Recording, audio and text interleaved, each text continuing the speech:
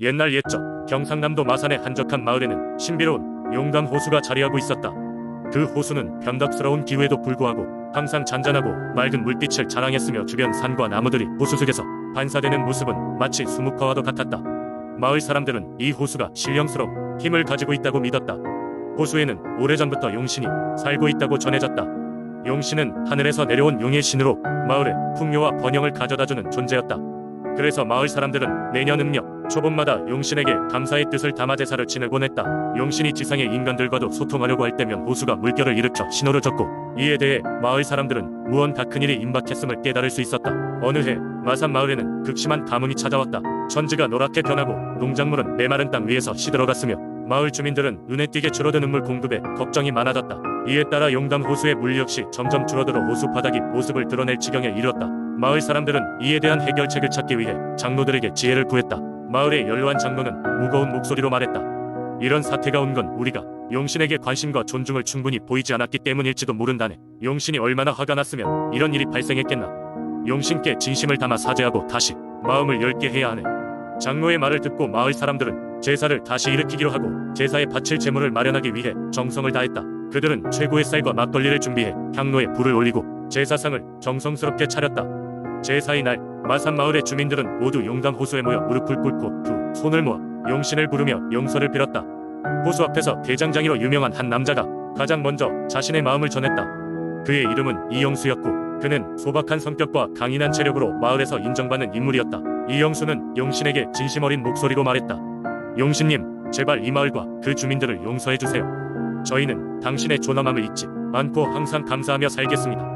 그의 기도가 끝나자 하늘에서는 갑자기 짙은 구름이 몰려들어 호수를 덮기 시작했다. 마을 사람들은 두려움에 떨며 그 변화에 불안해했지만 이영수는 잠잠히 고개를 숙이고 용신의 응답을 기다렸다. 그러던 중 하늘에서는 천둥 소리와 함께 비가 쏟아지기 시작했다. 호수는 다시 물로 가득 차오르기 시작했고 마른 땅에는 풍부한 물길이 형성되며 생명의 기운을 불어넣었다. 마을 사람들은 기쁨에 찬 환호성을 질렀고 이로 인해 그들은 용신의 은혜를 다시 한번 실감하게 되었다. 이 사건 이후로 마산의 사람들은 매년 더욱더 공을 들여 용신을 기리고 감사하는 마음을 표현하며 마을의 전통은 더욱 풍성하게 이어졌다. 이영수는 그날 이후로 마을에서 용의 아들이라 불리며 존경을 받았고 그는 자신의 생활 속에서 항상 겸손함과 감사함을 잊지 않았다. 지금도 용담 호수는 마산 사람들에게 신비로운 이야기와 함께 내려오는 소중한 문화유산으로 남아있다. 두 번째 이야기, 옛날 옛적 포항의 한 작은 어촌 마을에는 바다의 신인 용왕을 믿고 숭배하는 마을 사람들이 모여 살고 있었습니다. 이 마을은 사방이 푸른 바다로 둘러싸여 있었고 어업이 마을 사람들의 주요 생계수단이었기에 그들은 바다에 의해 살아가고 있었습니다. 마을의 중심에는 고대부터 전해 내려온 용왕제가 매년 열리곤 했습니다. 이 제사는 마을 주민들이 집단으로 모여 바다의 신에게 감사를 드리고 앞으로도 풍어와 안전한 뱉기를 기원하는 중요한 의식이었습니다. 용왕제는 바다의 힘에 대한 경외심과 동시에 커다란 기대를 반영하여 마을을 하나로 단합시키는 역할을 했습니다. 전설에 따르면 오래전 포항의 이 마을에는 용왕의 아들이 인간 세상의 모습을 드러낸 적이 있었습니다. 그는 인간의 모습을 하고 사람들 속에 숨어 지내며 사람들의 선량함과 자연에 대한 사랑을 관찰하고 싶어 했습니다. 용왕의 아들은 종종 바다에 나가 고기를 잡던 어부 강수와 친구가 되었습니다. 강수는 누구보다도 바다를 사랑했고 항상 바다에서의 모든 것은 신께서 주신 선물이라 믿었기에 자연을 아끼고 존중하는 마음을 가지고 있었습니다. 어느 날 강수는 다른 어부들과 함께 갑작스러운 폭풍우에 휘말렸습니다. 암흑 속에서 파도는 높이 일렁였고 어부들은 불안에 떨게 되었습니다. 그 순간 용왕의 아들이 그들에게 다가와 목소리를 높였습니다. 두려워 마십시오. 제가 여러분을 도와드리겠습니다. 그는 손을 들어 바다를 진정시키고 배들이 안전히 항구로 돌아갈 수 있도록 했습니다. 그제야 사람들은 그가 비범한 존재라는 것을 알아차렸습니다. 이 사건 이후 마을 사람들은 더욱 용왕을 경외하고 감사하게 되었으며 매년 제사를 더욱 성대하게 준비하였습니다. 용왕의 아들은 당시 강수에게 말하길, 언젠가 우리가 다시 만나게 될 날이 오면 그때는 바다 위에서도 함께 논일 수 있을 것입니다. 라고 했습니다. 그 이후로 강수는 매년 제사 때마다 바다 위에 작은 배를 띄워 용왕의 아들을 기다렸고 마을 사람들도 이 이야기를 대대로 전하며 용왕제를 지켜왔습니다. 오늘날에도 포항에서는 용왕제를 기념하여 바다를 향한 경의와 헌신을 이어가고 있으며 사람들은 이 전설을 통해 바다와 그 위험 속에서도 희망을 잃지 않으며 서로 도우며 살아가고 있습니다. 이처럼 포항의 민속신앙은 단순한 종교적 행위를 넘어 마을 사람들의 삶의 방식과 공동체 정신을 강화하는 데 큰 역할을 하고 있습니다. 세 번째 이야기, 옛날 옛적 강원도 양구 지역에는 사람들이 경외하는 수호신 돌날망이 계셨습니다. 돌날망은 산의 정령이자 마을을 지켜주는 수호신으로 그녀가 가진 힘은 마을의 평화와 번영을 위한 것이었습니다. 도랄망은 마을의 산 중턱에 있는 거대한 바위 속에 깃들어 있어 아무도 그녀의 본 모습을 본 사람은 없었습니다. 마을 사람들은 도랄망을 기리며 매년 정해진 시기에 제사를 올렸고 그녀의 은혜에 보답하기 위해 정성을 다했습니다. 전해 내려오는 이야기들에 따르면 어느 해인가 마을에 전염병이 돌았습니다. 많은 사람들이 병에 걸려 고통스러워했고 심지어는 인근 마을에서도 똑같은 증세가 나타났습니다. 사람들은 두려움에 떨었고 당시 마을을 다스리던 원님 또한 걱정이 이만저만이 아니었습니다. 때문에 원님은 양구의 지혜로운 노인들로부터 돌할망에게 도움을 청할 것을 권유받았습니다.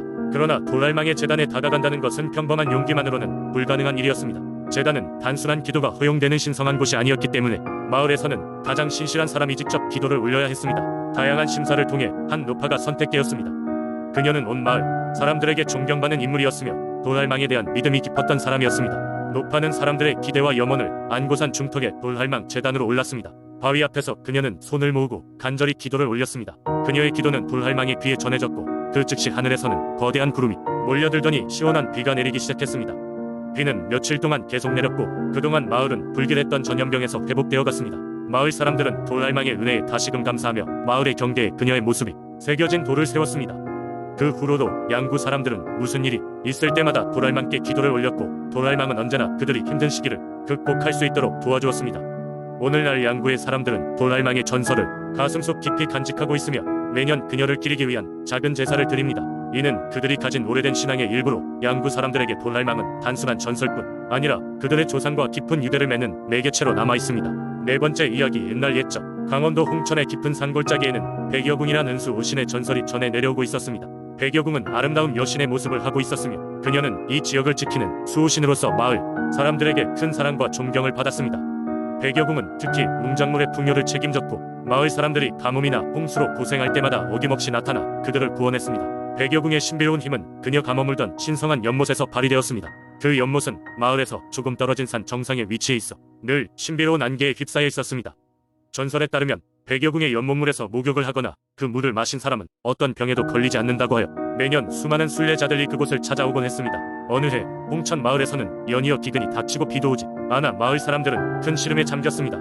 사람들은 백여궁에게 기도하며 축제를 준비하고 희생 제물을 바치기 위해 연못으로 향하기로 했습니다. 축제가 열리던 날 마을의 방방곡곡에서는 흥겨운 음악이 울려 퍼졌고 사람들은 저마다 정성껏 만든 음식을 나누며 즐거운 시간을 보냈습니다.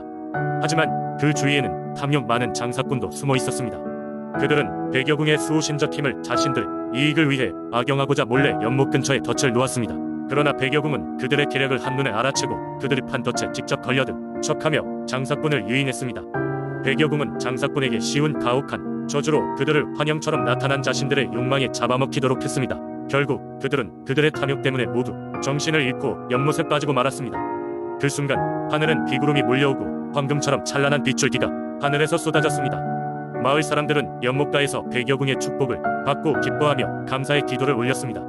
그 결과 마을은 풍요롭게 되었고 그 해의 수확은 그 어느 때보다도 풍성했습니다. 이후로도 홍천의 사람들은 백여궁을 마을 이수호신으로 모시며 그녀의 연못을 신성시하고 매년 그곳에서 축제를 열어 감사의 마음을 전했습니다. 백여궁의 전설은 오늘날까지도 내려오며 홍천 지역의 정신적 버팀목이 되어주고 있습니다.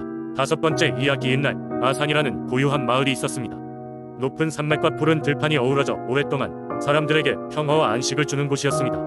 마을 사람들은 농사짓고 가축을 돌보며 자연 속에서 행복하게 생활했습니다. 그러나 이 작은 마을에는 묘한 이야기가 전해졌습니다. 그것은 바로 영혼의 다리라 불리는 전설이었습니다. 영혼의 다리는 인적이 드문 산속 깊은 곳에 놓여 있었습니다. 그 다리는 평범한 돌로 만들어졌지만 이상하게도 사람의 눈에는 보이지 않는 뿌연 기운이 휘감고 있었습니다. 마을의 어른들은 영혼의 다리가 자신들의 조상 중 누군가가 만들어 놓은 것으로 믿었고 이 다리를 건너면 자신의 죄를 씻고 신성한 깨달음을 얻을 수 있다고 했습니다. 그러나 이 다리를 건너려는 이들은 몇 없었습니다. 전설에 따르면 영혼의 다리를 건너려면 자신의 진정한 두려움과 마주해야 한다고 했습니다. 다리가 시작되는 지점에 서면 각 사람의 심령 속에 숨겨진 가장 깊은 두려움이 현실처럼 나타나서 그 앞을 가로막았습니다. 이 두려움을 견뎌내고 다리를 건너는 자만이 새로운 깨달음을 얻을 수 있었습니다. 오랜 세월 동안 마을에서 전해져 내려오는 믿음이었지만 다리를 건넜다는 사람은 극소수였고 대부분은 다가가지도 않았습니다. 많게는 두려움에 떨고 실패하고 돌아오거나 아예 그곳에 발자국조차 남기지 않았습니다. 그러던 어느 날 전구 용감한 청년 민수가 영혼의 다리에 도전하기로 결정했습니다. 그는 자신의 한계를 넘어서고 원하는 목표를 이루기 위해 이 다리를 건너기로 결심했습니다. 그의 부모와 마을 사람들은 걱정스러운 눈빛으로 민수의 결심을 지켜보았지만 아무도 그를 막지는 않았습니다. 민수는 아침 일찍 출발해 산속 깊숙이 있는 다리로 향했습니다. 다리에 도착한 민수는 갑자기 가슴속에서 이상한 두근거림을 느꼈습니다. 그것은 두려움과 설렘이 함께하는 이상한 감정이었습니다.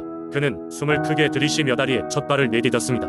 그 순간 그의 앞에 가장 두려워하던 어린 시절의 기억이 나타났습니다. 그것은 어린 시절 겪었던 큰 사고로 인해 다시 생각하고 싶지 않던 기억이었습니다. 정신은 혼미해졌고 무릎은 부들거렸습니다. 하지만 민수는 포기하지 않았습니다. 그는 깊은 호흡을 반복하며 그 두려운 기억과 마주하여 긴 시간을 싸워나갔습니다. 시간이 지나고 마침내 그는 자신의 두려움을 직시하며 한 걸음 더 내딛었습니다. 그 순간 앞을 가로막고 있던 환영이 마치 연기처럼 사라지고 다리 끝에는 환한 빛이 그를 맞이했습니다. 다리를 완전히 건너는 순간 민수의 마음속에는 설명할 수 없는 평화로움이 찾아왔습니다. 그는 자신의 두려움을 이겨냈고 그 과정 속에서 자신 안에 잠재된 용기와 깨달음을 얻었습니다. 민수가 마을로 돌아오자 사람들은 그를 반겼고 그의 무용담은 오래도록 회자되었습니다. 민수의 경험은 영혼의 다리에 얽힌 전설의 신비를 더욱 증폭시켰고 그 이후로 많은 이들이 자신의 한계를 뛰어넘고 깨달음을 얻기 위해 다리를 향해 길을 떠났습니다. 이렇듯 아산의 영혼의 다리는 오늘날에도 여전히 사람들에게 용기와 깨달음을 주는 신성한 상징으로 남아있습니다.